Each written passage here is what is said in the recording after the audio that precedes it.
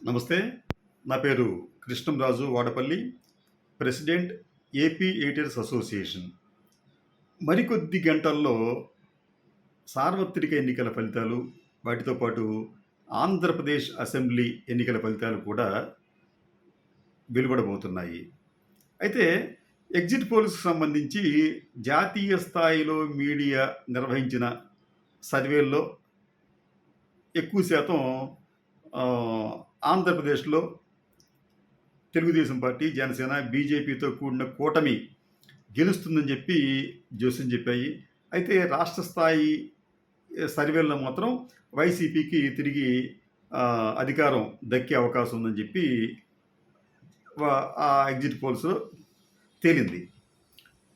అయితే నిజానికి జాతీయ స్థాయిలో సంస్థలు చంద్రబాబు నాయుడు గారికి అనుకూలంగా ఈ ఫలితాలు ఉంటాయని చెప్పినప్పుడు తెలుగుదేశం, అలాగే జనసేన, బీజేపీ శ్రేణుల్లో నిజానికి ఎంతో ఆనందం కలిగి వారు తమ కార్యాలయాల ఎదుట బాణాసంచా కూడా కాల్చవలసి ఉంది.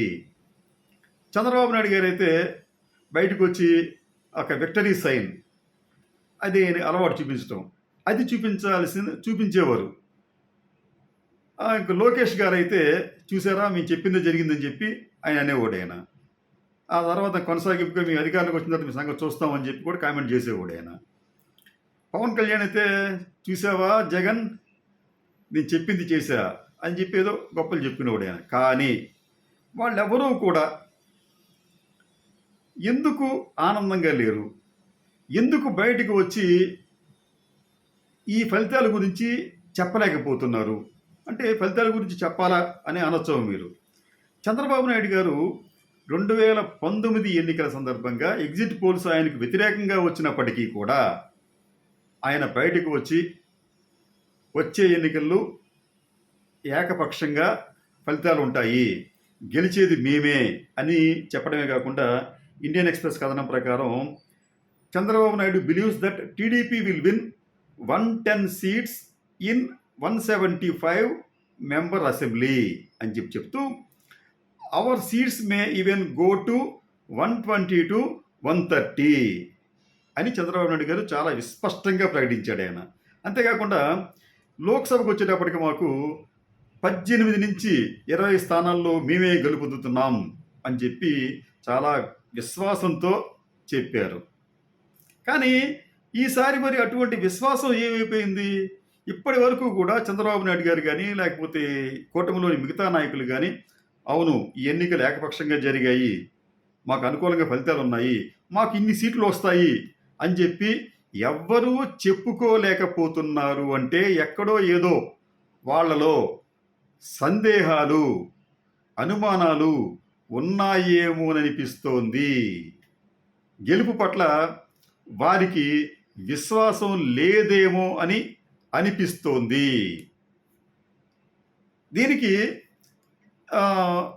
దీంతో పాటు అంటే వారికి విశ్వాసం లేదు అని చెప్పడానికి మరికొన్ని ఉదాహరణలు ఏమిటంటే ఆంధ్రప్రదేశ్లో గతంలో లగడపాటి రాజగోపాల్ గారు ఒక పెయిడ్ సర్వే నిర్వహించాడు. ఆయన పెయిడ్ అంటే ఆయన డబ్బులు తీసుకోకపోవచ్చు కానీ టీడీపీకి అనుకూలమైన సర్వే చేశాడు. ఆయన ఉద్దేశపూర్వకంగా చేశాడు. అది అబాస్ పాలయ్యాడు. ఆ తర్వాత అతను ఏం చెప్పాడంటే నేను మళ్ళీ సర్వేలు చేయను, నేను రాజకీయాలకు రానని చెప్పాడు. కానీ ఆయన ఏం చేశాడంటే ఈసారి తన తమ్ముడైన లగడపాటి మధుసూదన్తో ఆంధ్రప్రదేశ్కి సంబంధించి ఒక సర్వే చేయించాడు. అంటే ఈ ల్యాంకో కార్యాలయాలు అవన్నీ కూడా హైదరాబాద్లో ఉంటాయి, తెలంగాణలో ఉంటాయి. అక్కడ మాత్రం వాళ్ళు సర్వేలు చేయరు. పుట్టిన గడ్డ కదా, ఇక్కడే వీళ్ళకి అభిమానం ఎక్కువ అనమాట.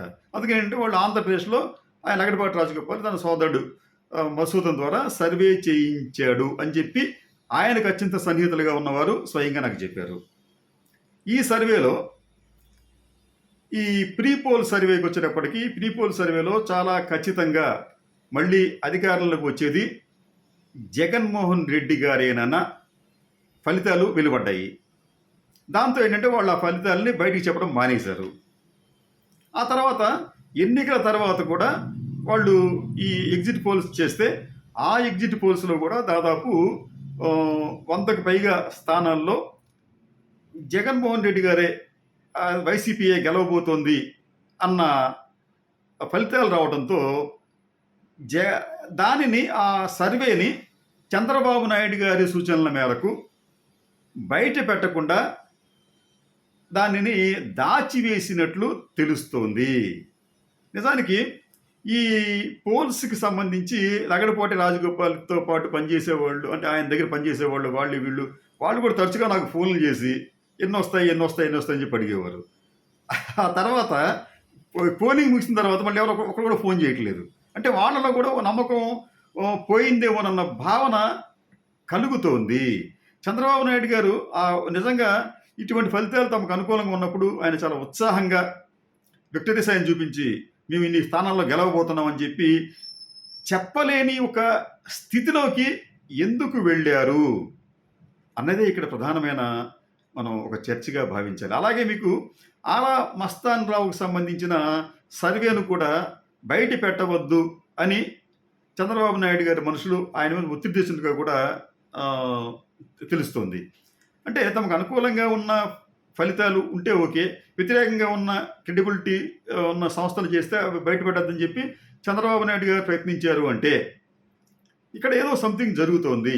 ఈ ఎన్నికల్లో అనూహ్యమైన ఫలితాలు రాబోతున్నాయి. జాతీయ మీడియా పెయిడ్ మీడియాగా మారింది.